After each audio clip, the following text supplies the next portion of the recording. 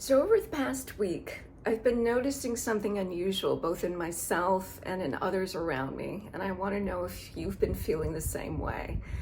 And what I've been noticing is feelings of distraction, forgetfulness, inability to sleep, lots of mood fluctuations between feeling very intense and passionate and then dipping down to a depression where I just don't want to do anything.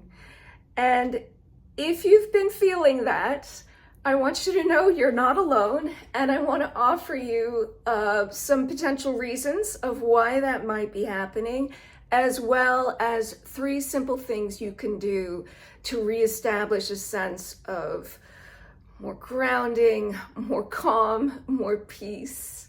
So with that, what's happening? Well, this year has been pretty intense. We're only in the first month, but already we have seen just crazy weather events all over the world. I don't even need to talk about the headlines. We've seen so much violence and unrest and confusion and frustration and outrage. And a lot's going to continue as we move into February. So when we look at the kind of collective energies in the ether, both from a Chinese astrology perspective as well as a Western astrology perspective, we're at the end of a cycle and getting ready for a new one. So in Chinese astrology, we're in the last few weeks of the wood snake. And we know what snakes do. They shed their skin. And we're kind of in this process of shedding our skin, which is a vital, part of the cycle for more growth, but it's uncomfortable. And we're releasing all those outworn, outdated beliefs, paradigms, structures. In Western astrology, similar thing. We have some major planets, both Saturn and Neptune, in the very last degrees of Pisces, which is the final endpoint of the zodiac. So those last few degrees are all about, again, dissolving, releasing, ending. And now we're moving towards big new starts. So going back to Chinese astrology, in a couple of weeks, we will have Lunar New Year, and we have a big shift in energy. We're going from the wood snake to the fire horse, the yang fire horse. So it's going to be lots of forward moving energy, exciting and intense. And we have in Western astrology, those 2 planets I mentioned, Neptune and Saturn, will be changing signs, moving from the very end of the zodiac, the last degrees of Pisces, to the first degree of Aries, the start of the zodiac. And they will be at the same place in the sky. They'll have a conjunction at 0 degrees of Aries, which is the beginning of a whole new cycle. And many people liken this to an opportunity for greater expansion in consciousness. It certainly will be a sort of a new story for humanity. So unfortunately, these intense energies are not really pleasant to experience. And we are certainly seeing the impacts all around us in the external world, but we're also feeling it. We're feeling this intensity, this kind of feeling of overwhelm in our nervous systems, and that's affecting our body. One of my favorite astrologers, Molly McCord, described it like this. She said, the energies right now are very unstable. We are moving through a triple whammy of paradigm shifting forces because all 3 outer planets, and those are the ones furthest from the sun, furthest from the earth, Pluto, Neptune, and Uranus are very active, and this signals a cycle of unprecedented evolution. Yeah, so that's happening. We also, she mentioned Uranus, that planet has been retrograde and it's about to change direction. So that's always another moment of intensity coming up next week. So what can we do? I have a lot of ideas, but I think there's 3 key things to focus on right now. One is nature. So I love to share, my insights and knowledge of Taoism with you, because I think it's such a beautiful philosophy. It's all about learning from nature, the intelligence of nature. And nature is incredibly coherent. It all works together. It continues this beautiful cycle over and over again. So when we are in nature, we are reminded of coherence, particularly when the outside world is chaotic. Being immersed in nature reconnects us with this sense of stability, the flow of intelligence. There is this intelligence running through the world, and the continuation of life. So anything you can do right now to get some contact with nature. I know it's very cold out in many parts of the country. Even if you can just be outside for a few moments to get some deep breaths, just have your feet on the ground would be very helpful. If you can walk, even better if you have that opportunity. But there are other things we can do. Even just looking out at nature is helpful, particularly looking out at green spaces or water can be very soothing. Listening to the sounds of water is incredible for the nervous system, and they can be recorded sounds that can still have a beneficial effect. Tending to your plants, spending time with pets, not while you're watching Netflix, but in presence, just petting them, communicating with them, that is very healing. Even interestingly, studies have shown that just visualizing in your mind, seeing yourself in a beautiful setting in nature can do wonders to calm down the nervous system and get us out of that fight or flight mode. So that's the first tip. Experience some nature, some connection to nature. Number 2, the body. So I know when we do feel overwhelmed, it's very easy to slip back into less than healthy habits, particularly around food and exercise. We might be eating more comfort food or just being a little less mindful in how we eat and when, and maybe not exercising if we're feeling down. But anything you can do to nourish the body right now will be so instrumental in providing a much more stable energy to deal with all this very heady kind of chaos and stress. So again, good food, exercising when you can, ideally outside if that is an opportunity for you, but also any kind of touch. Massage is incredible.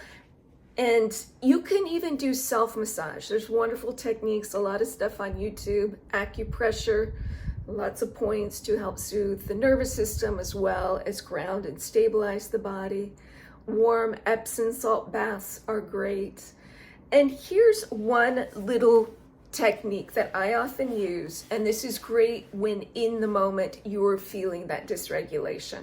So all you have to do when you're feeling, when you're starting to feel that energy rise, take your hands, warm them up,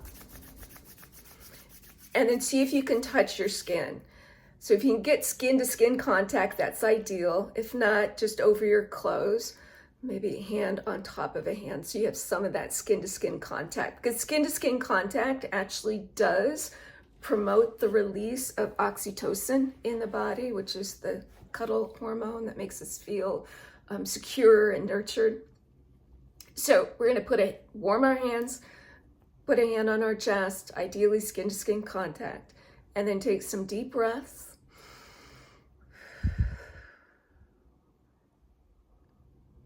And then just notice what's present now.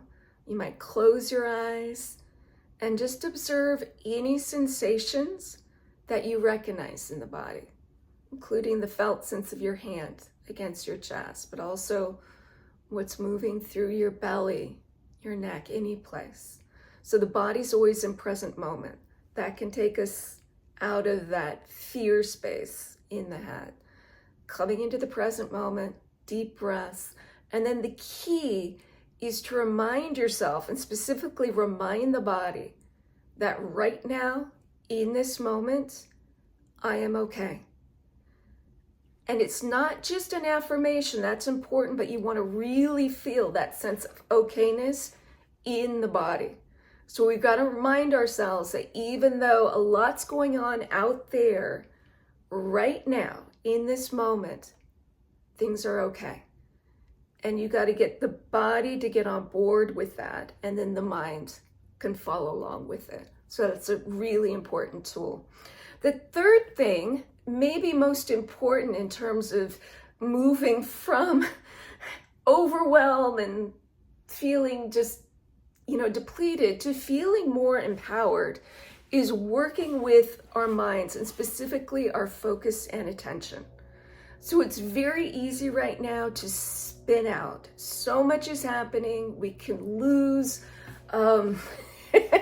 we can get lost in the We've got to notice when that's happening. Noticing is the first step. Noticing, slowing it down, and then really trying to spend at least a few moments a day counteracting all those heavy energies with going back into the heart, feeling that heart coherence, and bringing our focus and attention to things that are loving, truthful, positive, calm. So simple ways to do that, to get into the energetic quality of the heart, all you need to do is bring in any of the feelings associated with the heart, which are, of course, love, compassion, joy, beauty, that sense of awe-inspiring beauty can really bring us into our hearts. And of course, gratitude. That's probably the quickest and easiest way to connect with the heart, is to remind yourself that yes, craziness is happening, chaos is happening, but also there is still beauty, kindness, joy, and good things happening as well. So take a moment to just feel grateful for what is working right now, what is good right now in your life and even in the world. And spending, even if it's just a few minutes a day, doing that can help remind you of the bigger picture and get you out of that spin and that rumination. And this is not to say that we want to bypass any feelings. We do want to make space for feelings of sadness, anger, and really allow yourself to feel. I was just experiencing a little outside chaos with the blower, but that has stopped now. So so those are the three things: nature, your body, and your focus, your attention. That is your power, because these energies, although intense, they are not here ultimately to break us, to defeat us.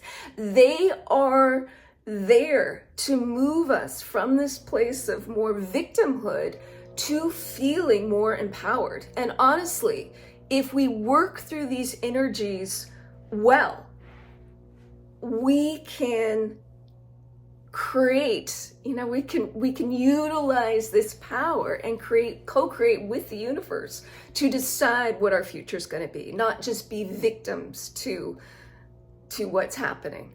So really important. And you're going to have the chance to actually do that practice with me this Sunday.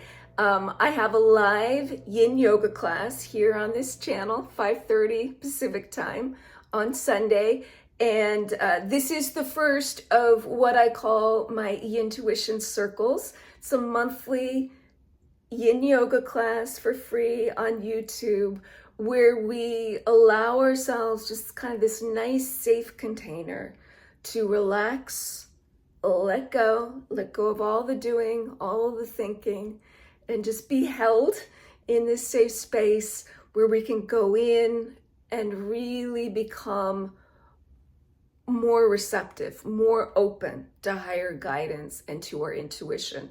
So we will do some intuitive practices and a little divination, but we will also collectively, again, kind of feel into this energy in a positive way and utilize it to both feel and visualize a more healed future for ourselves and for the world. So I hope you will join me. This Sunday is very special because it is a full moon in Leo.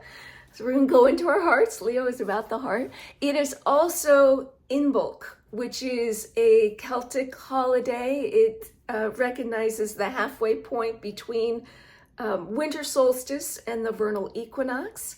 And it's a celebration of the goddess Brigid, the fire goddess. So I am going to focus on reigniting the flame in our hearts, which is the flame of hope and courage. So I hope you will join me. I hope this has helped. Let me know in the comments if you have been feeling those symptoms like I was, that subtle, not even subtle, burnout feelings. And let me know if any of those practices are helping you. Okay, I look forward to seeing you on Sunday. Take care.